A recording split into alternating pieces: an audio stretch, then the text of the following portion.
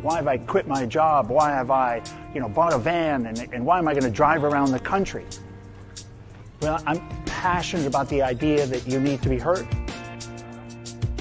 And I want to stitch these stories together across the states. We're going to find the commonalities. And it's going to be really an amazing experience. And I look forward to you joining me on the jar.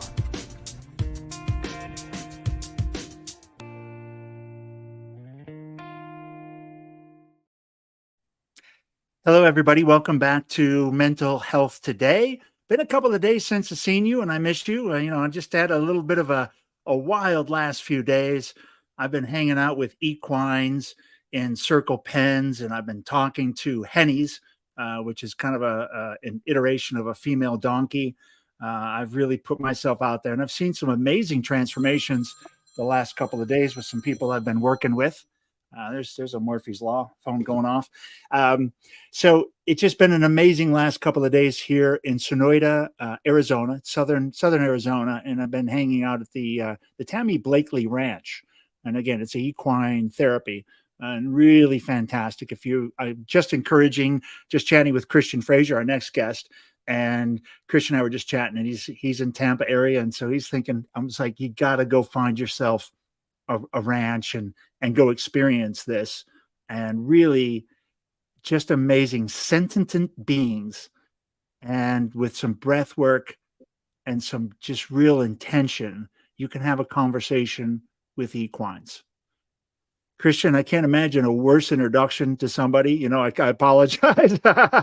No, that is actually so awesome because I'm all about breath work. I'm a certified life coach. I do mindfulness, meditation instruction. You saw my book, Yes. What's Blocking Your Purpose. So, I kind of stumbled into mental health a couple of ways. Yeah.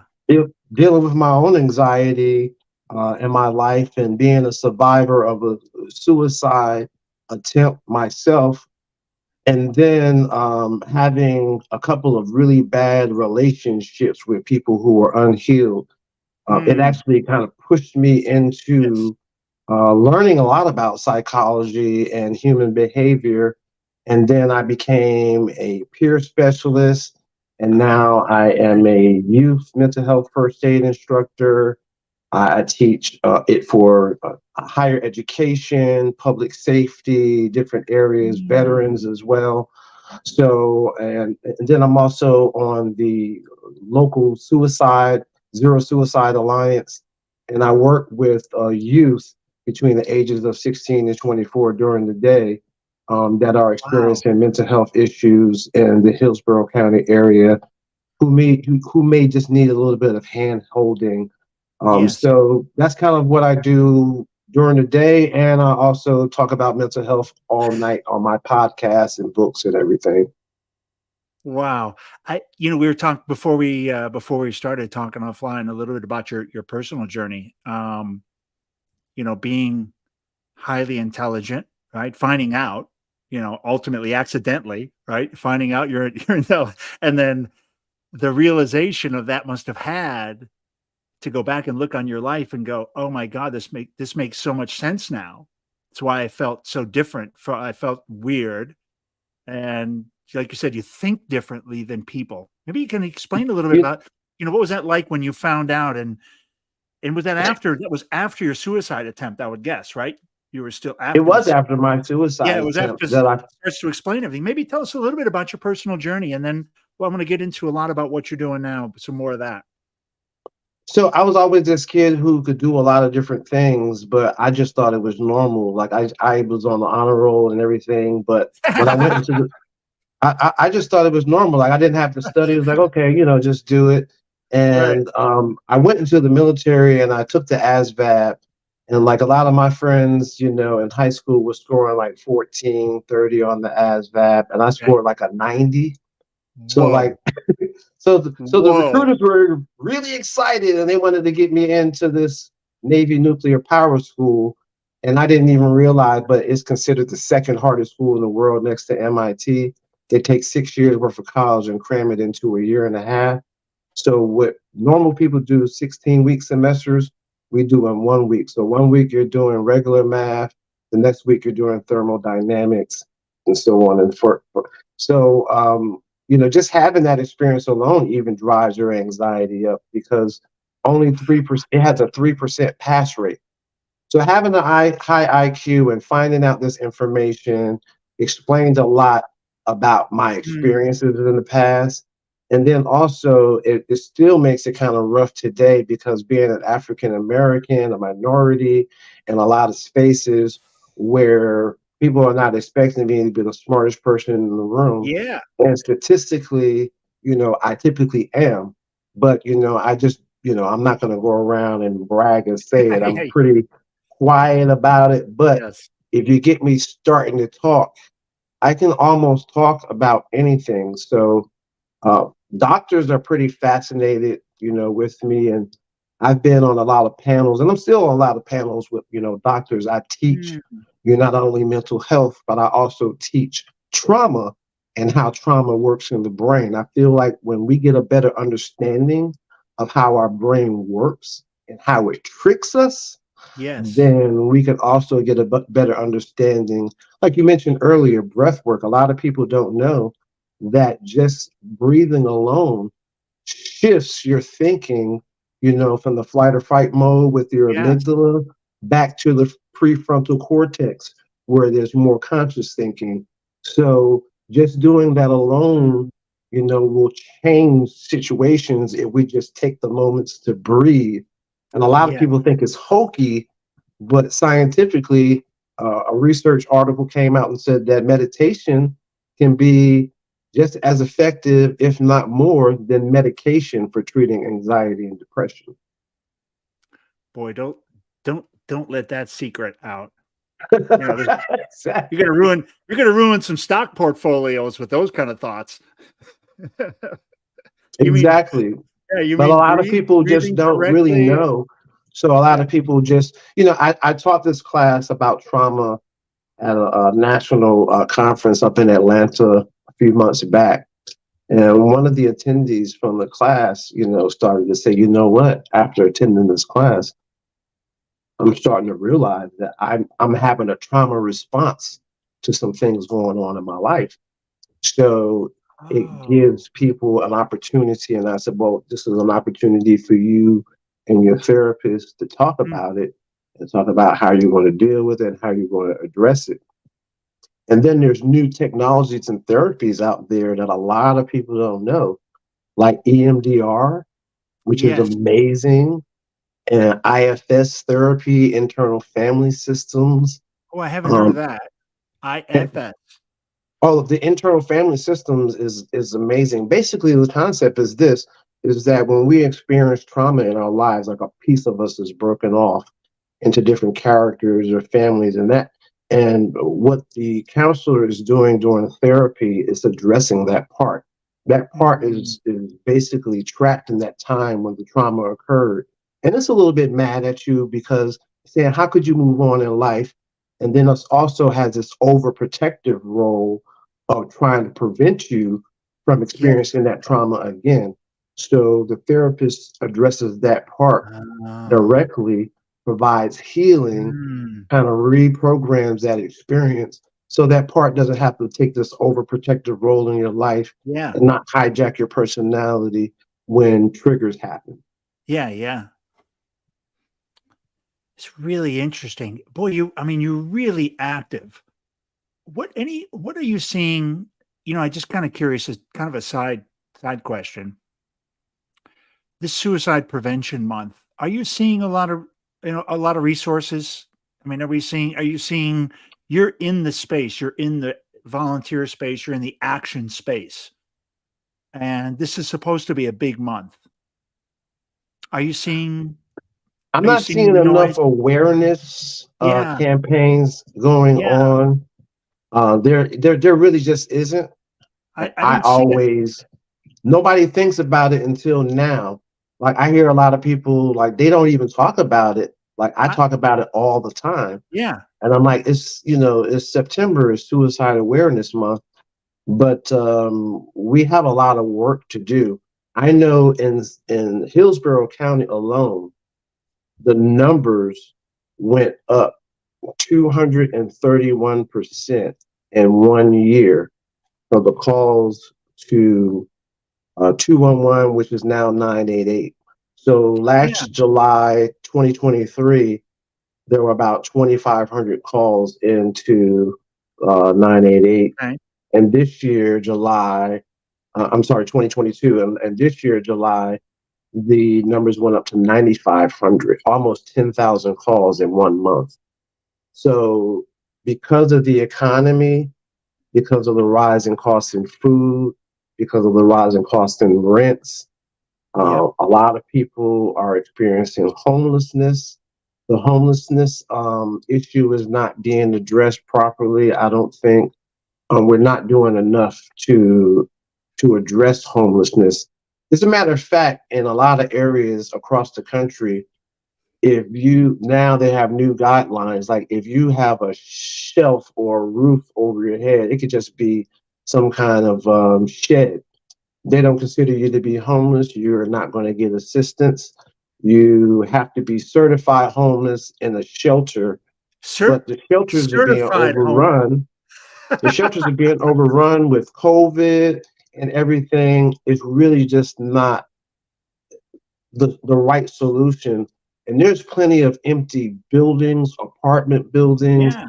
um, uh, office buildings in almost every major city that could be converted into living quarters, temporary living quarters, spaces to give people a hands up. But I see single mothers out, living in hotels.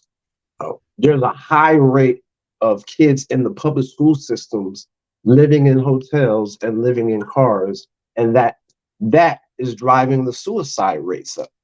I have heard that there's a high homelessness among school kids. Like there's school kids that don't have a home. A lot of them are living in hotels, and there's not really a program to help people get out of the hotel. See, they'll get kicked out of an apartment, right? Yes. Yeah. For whatever reason, they lost their job or whatever. So then they have to go to a hotel. The hotel is just as expensive, if not more times more than the More. apartment. So More. they can afford the apartment, but now since they've gotten this eviction notice, no one's going to rent to them. So they don't even have a way to get back up on their feet. So it's Oh. just like this catch 22. You get out there and then there's Yeah. no Yeah. way to get help. Well, and also if you're going to move back into into an apartment, you need 3 grand, Exactly. right? You need money, you need resources, Yeah. and and then most of the resources are wiped out because so many people are in need right now. Uh, So, okay. that is a part of what's driving up mental health, and then stigma in low income and minority communities is driving up the mental health. Like it was just like this. A long time ago, African Americans, we would say suicide, that's not something that we do. That's something that other people do. Yes. And then the mental health community said that African Americans are so strong, they don't do that. They don't have that. So they ignored us and we ignored it. And now we're in crisis and the mental health statistics are the highest in Black and brown communities across the United States.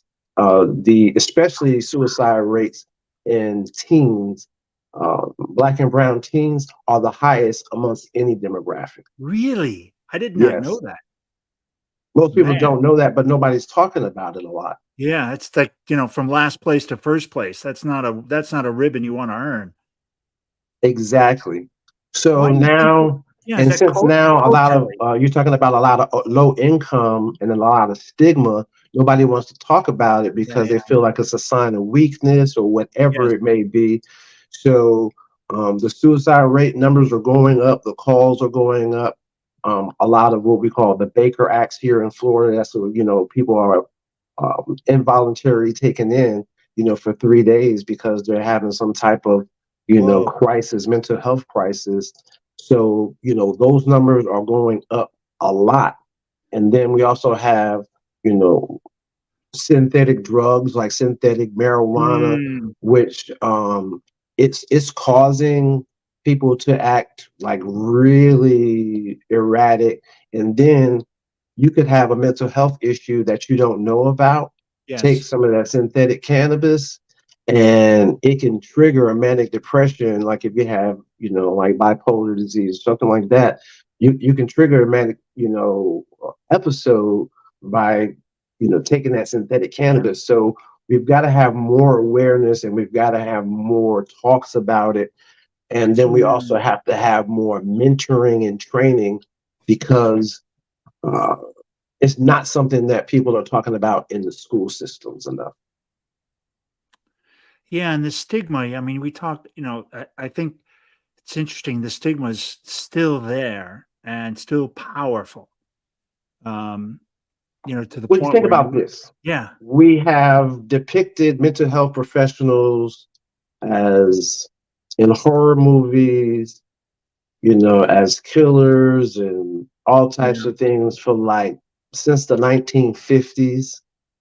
So people have this thing. It's programming. People have this thing in their mm, mind, and then people don't understand what therapy is, especially if they don't come from a family where they talk about therapy, right, like it's normal. But so then you start talking about therapy amongst a family who doesn't have that conversation, you start to sound strange, and yeah, everybody's looking at you like, what are you talking about? So we've got to start normalizing the conversations about therapy everywhere, online, in person, in churches, in schools, mm, universities, everywhere. Uh, I'm a part of the National Council of Wellbeing, and we okay, administer mental health first aid nationally. We want to train 1 in 15 people in the United States. So far, we've trained 3 million people in the US, wow, and a lot of the courses are being available for free around the country, but it's still hard to get people into those classes. And so we've got to have, again, more conversations about it. how do people get in? I mean, I think that's great. I've got your, Christian Frazier's, FRAZIER.com, and Christian with a C. So I think it's great for people. They can, if you're listening online, you can kind of play that back, and there'll be some notes, there'll be some links in the, there's going to be some links in the episode as well, so you can find more information on how to volunteer and how to get educated and how to become a resource, and not a, not just a stand around, I don't know what to do person, but I want to help. Yeah, because mostly people, if they're experiencing a medical emergency at a restaurant, there's Yes, like 2 or 3 people who know how to do for CPR. sure. There'll be 2 or 3 people that jump up. But let somebody have a mental health emergency, and people are going to probably stay away. And we've got to change that. Yeah. It would be good to have those, how to talk to somebody who's having a hard time, in a public, usually in a public place where they just really lose control. Like you said, and they have an episode. And be able to provide them with some help Yes. until real help arrives. And that's all it is. It's just like CPR. You're Yeah. not learning how to do surgery or anything like Yes. that. You're not learning how to do, counseling. You're learning how to be able to help sustain a person until help arrives. Can you give the audience a little bit, give a little background? What is, because I think this is new, even for mental health professionals, and definitely a lot of just casual listeners. What is purpose to you? Because you have the book, what's blocking your purpose, and as I was sharing a little bit, I was with a small group of people over the last 2.5 days, and a couple of these ladies were really stuck with grief, and they were stuck in, letting go. Actually, two of the ladies, had husbands that had passed, and they're that age, they're older, they're 60 or 70, and even still haven't found their purpose. And Hmm. and so they were they were they were at this retreat really to kind of learn how to let go of this this person spending their life, and let go of that part of the life and live your next chapter, right? Move forward in your life into your next chapter and embrace it and let go of that person, let them go too. And I think the thing that dawned on them, the kind of scary part was they felt they're at a certain age, but they're not sure that they had found their purpose. People, there's two things there. First of all, a part of finding your purpose is learning to let go. Mm-hmm. And I tell people that you have to learn to let go a lot of things because I'll use this as an example, this bottle of water. I can Yes. hold this up right now, for 10 minutes or so. But if I hold this same bottle of water up for 4 hours a day, it begins unbearable to hold. So the Yes. longer that you hold on to things, the heavier it becomes deep down subconsciously. And it creates what like an ambient stress. And you really don't know why you're upset or why you're angry or Yeah. whatever.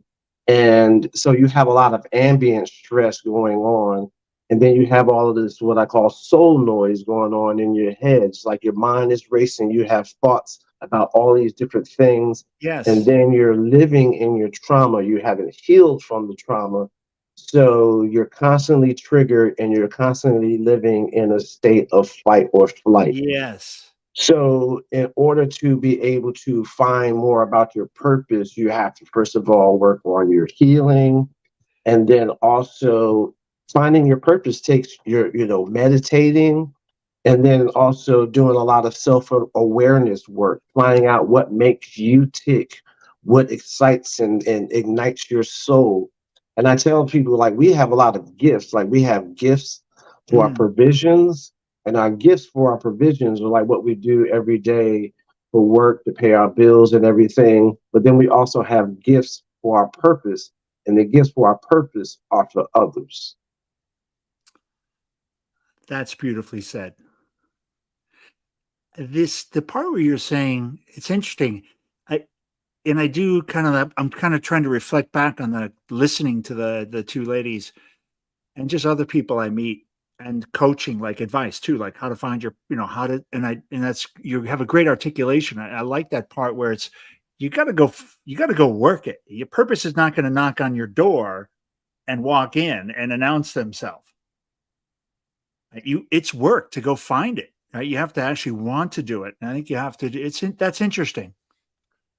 Yeah, You have to, it's like doing the self-awareness, doing the emotional intelligence work to, because a lot of us, we go into jobs and things based upon, we say, well, that job's going to be really good for the next 10 to 15 years. It's got a really great outlook, so maybe you should go do that. that's a good, But yeah, not bad. it really doesn't set our soul on fire. So we end up going to do something that we really don't like, and it Yes. really doesn't fit our personality. I'll give you a prime example. I went to school for computer networking engineering. I still know that stuff. I could talk to a CIO about setting up their wide area networks across the whole globe, security, and all of that stuff. But when I took my personality profile test as an ENFJ, it said that is the one job that you should not do. It's like, because Yeah. and I realized that it didn't satisfy my soul while I was in it, and that's why I left. You knew. Okay, you knew. Yeah, you just I knew. found out, I was like, I can do this and this is Yes. exciting, but it really just doesn't set my soul on fire. So I'm not going to waste time doing that. I spent about 35 years. I was good at what I did. And it set my soul on fire in some ways. Um, but in the end, maybe my soul shifted as well. And my purpose also changed. You know what I mean? Like I think I kind of was saying I was doing good. And I felt I was in the right place until I wasn't. And then I And knew. that happens. Like, I feel like a lot of my experiences still help me today. They make Sure. up who I am. Like, I went to school for marketing. I went to school for computer networking engineering. I went to school for seminary. I went to school for acting. I went to all these different schools, and I feel like each one of the skills that Yeah. I've learned Yeah. It's a help little, me today as a content creator, as a podcaster, all of the different tech skills that I have. They make up who I am. So I'm not upset that I didn't stay in those fields because mhm. they do provide me some things that I need. And then also, if I happen to go to a meeting and I'm talking to somebody who works in IT, we can have a wonderful conversation. It's funny how this, it is really a common thread in the stories of people who are really in their space. They found that flow, the thing that they want to do, and where they feel like they're adding value and their purpose. And it's a culmination of life experiences. And everybody looks back and goes, yeah, every job I had is contributing to what I'm doing today. Without those lessons, I wouldn't be as good as I am at what I do, or I wouldn't have this piece of it. And I'd have a bigger blind spot. But it is, I look back on my own career. I'm doing a job that I am so uniquely qualified for that probably nobody else, other people could do it, but I'm certainly uniquely qualified. And it is funny And when I you look feel back. like mental health is my flow. Yeah. I feel like I've made and continuing to make change. Like Mm, I have a lot of people who have sent me messages online that have said, man, like one guy said, man, you saved my life because I started going to therapy because you started talking about it constantly. So man.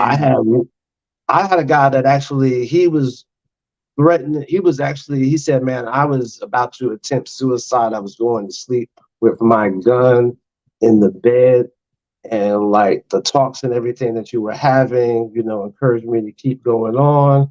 And he flew all the way from Houston to Atlanta just to take me to dinner to say thank you. One of your listeners. I would have cried my eyes out. So when I hear stories like that, like mental health is not the type of thing that's going to go viral on the internet because a lot of people don't want to talk about it. They don't want to address it.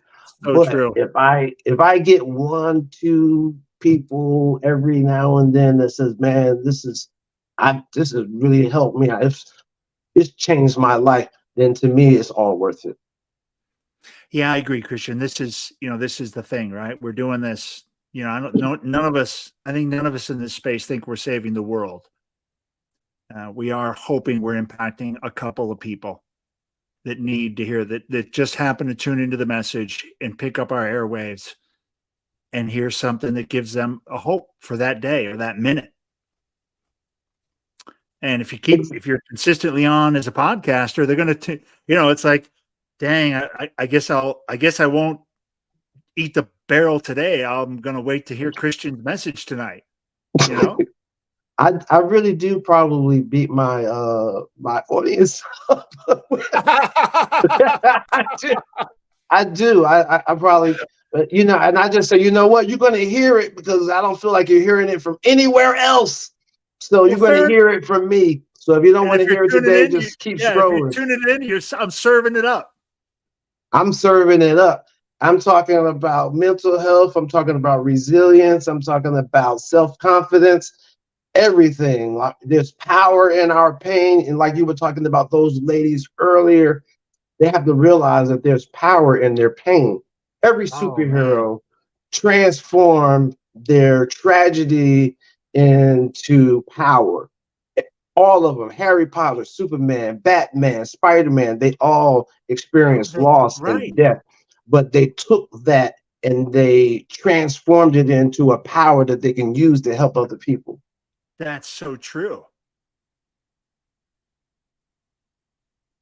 And it is, that pain is such a, if you can do that, right, you become Superman, right? But that's the power, the It didn't growth in have that. anything to do with his physical powers. Yeah, yeah. He had to deal with that in his head. And Wow. then is magic. And that's the thing. Trauma gives us power, it gives us magic.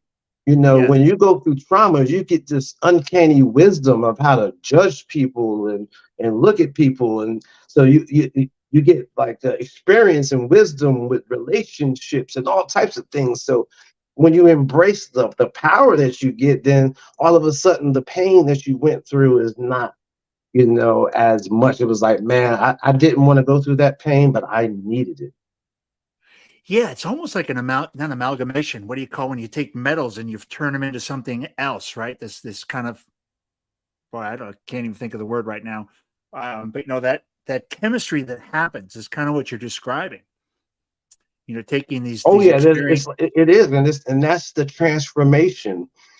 The Yeah, transformation is when you come out of the situation on the other side yeah, totally different. But I'm not saying why me. Instead of you change your perspective, saying what can I learn from this situation? yeah. The why me part is really an interesting one. The woe is me, and I have really like there's times when you're like really like this is like really. And so even when you're trying to be positive about stuff, right? Like not the woe is me, but even if you're like, are you kidding me today? And Again, and if you just like you're so close, if you've got a good attitude and you've kind of got it to the point where you're like accepting of it, but you're still begrudging it, as opposed to just woe is me, you're halfway there. And to get to it's that like place where this. it's It's like, like human what's the emotion is lesson? okay to experience. Like it's okay to be angry. I tell people, stop telling me not to Yeah, be angry. It's okay to be angry. Jesus was angry when he went to the table and he went to the church and started flipping over tables. So, yeah. like to say for me not to be angry is not natural, but I can't hold on to my anger. I can't harbor it, and I can't make decisions out of my anger. It's okay to express it for a little bit, but then the dial it back in so that I can come into clear thinking and do what I need to do. Hmm. Kind of mindful. We've got it. It's been a good 30 minutes. I want to talk a little bit about what are you doing now? How do people find you? What's your biggest passion? Coaching right now? Is it the book?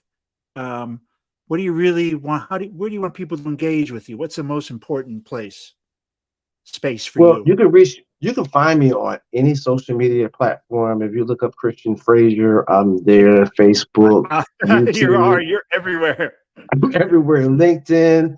You look me up, I'm gonna pop right up. Yeah. But my biggest passion right now is that I'm actually launching a new wellness app, elevated mindset coaching, Okay. and I just want to be able to provide a lot of resources to people at an inexpensive rate. So I'm just going to do it. It's going to be $20 a month.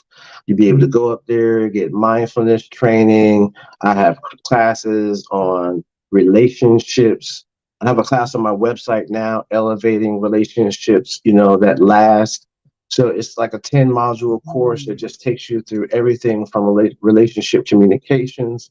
So training is really my big thing right now. Training and workshops, and just teaching people again, like about trauma and how to transcend from trauma, and also using breath work like what you did this weekend to be able to get to that deep part of your mind. You know, they say your mind is like a Mhm. ocean with a storm on it, but there's always a part of the ocean that's calm and Yeah. peaceful. Yeah. And I'm trying to teach people to get to that peaceful part of their mind and to transcend from their trauma and depression and anxiety. So whether it's life coaching or taking a class, Yeah. whatever, or signing up for the app, whatever it takes, that's what I want to do. Yeah. And then your podcast, what's it called? The Elevated Mindset podcast, which is Yeah. available on all those platforms as well.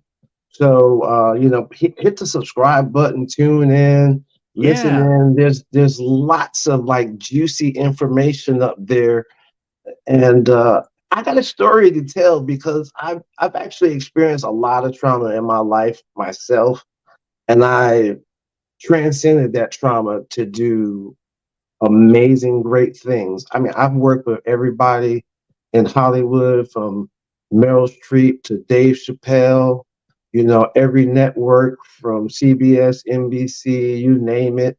And the biggest story is still yet to come. And the biggest story is yet to come. I mean, I think this is the most amazing thing, Christian, is how young are you? 40? Are you 40 yet? Well, I'm not that young. I tell people, I have 6 grandkids. All of my children are in their 30s. So I'm in my 50s, and I tell people that black don't crack unless you smoke it. That's my little. I can't help but to do, because I do stand up comedy too. So like I've done stand up comedy in New York, Broadway, everywhere. Uh, I've had my hands on a little bit of everything as far as entertainment is concerned. I don't know. My white is only getting wrinkly. I'm not cracking. I'm just getting all kind of wrinkly and crack. Everybody thinks I'm like young, like 30, 40 or something like that. And I'm like, wow. Yeah, I'm like, are you 38? That's what yeah. I did one of these things Ooh. yesterday. I was driving My somewhere daughter is and I 38. went, oh man, my arms are falling down. I'm getting one of them old guy arms. I got to get up back to the push-ups. I used to be almost 300 pounds, and I lost like 70 pounds in 1 year. You lost And I ended up being on the front page of the New York Post. So I'm really into like fitness, exercise, and eating, drinking a lot of water so that you can stay healthy and all of that. Absolutely. I just did my first 72-hour fast about 3 weeks ago. Awesome. I'd done a lot of 18s, a few 24s. I'd never done the 72, never done anything really significant. And I'm here to tell you, you can actually go 3 days without food. It's not really a bit actually, and I didn't, and I didn't die, and I wasn't super skinny. Yeah, and I felt great. I felt clear. It's an amazing thing. Your body is just It could unbelievable. be detox, especially for a lot of people who eat processed food all the Yeah, time. yeah. Like it is so bad for you. And a lot of people don't know that the food that we eat is driving up our anxiety and depression. Yeah, it was I had a good conversation with somebody. We were talking about the diet and everything, and they were explaining to me some of the medical side of it, or the scientific side, about the vagus nerve and Mm-hmm. that stomach and brain. It's like a super highway. And if your stomach's not right, your mental health is not going to be right, or it's going to be very challenging to keep a positive attitude and to stay healthy, because your gut is not healthy. And Yeah, your you're gut is a part of making vitamin D, a part of making melatonin, a lot of chemicals that are in your brain. Really, we kind of say like that's like your third brain. It's your third brain. So yeah, that's so you've got to be able to make sure that you're eating properly. You've got to cut down on a lot of processed food, a lot of greasy foods, and start eating, healthier, because that is going to change a lot of the mental health conditions. But in a lot of cities, we have food deserts. Like I'm from Newark, New Jersey. That's a food desert. It's hard to buy healthy food anywhere in the city. I mean, Christian, I don't know how I looked at that kind of statement before, right? Because I never experienced it. I never noticed. I wasn't aware. And, as I traveled through, the place where it really hit me was the South. Oh I got yeah. I got to Mississippi and Alabama, and you get to some of the poor sections of town, and all you have is a freaking Taco Bell, Church's Chicken. Uh, you Fried got foods everywhere. Carl's Jr. Everything is super processed, and half of the processed stuff, if it's not, after it's processed, then they fry it in a seed oil. And you just look at this and you're thinking, if you're coming home, if you're a mom and you've been working, and it's 6 o'clock and you're coming home, and you're supposed to bring something home. Like, what are you gonna do? Come home and cook? Like, where do you find the food? How far is a After you decent work 2 jobs. Yeah, and how far do you go from to find a decent grocery store? Because it's not in your neighborhood. You're gonna have to go to a different side of town. And so, what you do is you just drive by one of the foods. And if you're growing up on that for 40, if you imagine if you're a 30-year-old, it's all you've ever seen. So you're going to just go to that's where you eat. So there's a lot of unprogramming that has to happen because you're programmed to like French fries, burgers, and fried foods. So you're going to think unprocessed food is disgusting. Until you feel what it's like to eat clean for a while and feel what your body feels when you get rid of that distended belly and all that stuff that's going on in people's guts. See people walking around with bellies, and man, it's rough. That's not your food. That's not you. That's the food you're eating. That's the processed food that the Food Incorporated is serving up. We have more food. We have more additives in our food in the United States than any country. It's bananas. The stuff that we allow to have. The FDA is not your friend, people. Sadly, it's not your friend. It's Food Corp's friend. Christian, awesome conversation. You and I could probably chat for 2 days. Yeah. And I hate that I've already been to Florida and I'll miss you for my other show. But we'll stay in touch. I'm building. Definitely. And you never know where I'm traveling at, and we might run and be in the same city. And I'm building my tribe. We're building the mental health tribe. Thanks for being part of the fabric and being part of the show.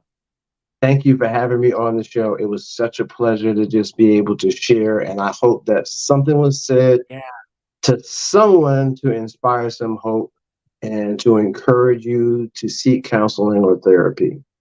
Yeah, I think this is it. And suicide's not the answer. You're not alone. Find someone to talk to. There is definitely hope. There is hope. And even when you're at the darkest part of that tunnel, even if there's no light at your tunnel, wherever you're at, just reach out your arms, spread your fingers, reach out. You'll find somebody in that tunnel. It's a crowded place in there. You're not alone. And even sometimes I'm in that tunnel. You might even find Christian in there somewhere. Christian, thanks so much. I'll see you on the other side. Hang out for 30 seconds. Thanks again, everybody. Thanks for supporting the show. Whatever platform you're listening on, especially for people on the recorded, please do drop down, give us a rating, give us some nice comments, and be sure to follow along. We're on here almost, about 5 days a week. We've got shows, so lots of content and lots of stuff to learn. Christian, again, thanks, and see you in 30 seconds.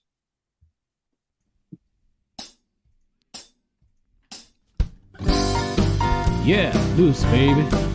But we're about to go and make this vessel with these great professionals at Public Glass. We're not part of the community, but we're from the outer family of glass blowing. Yeah, we're going to go make a magical giant jar with optic lenses so that if you turn it, it changes all the time. So if you change the way you look at things, the things you look at will change.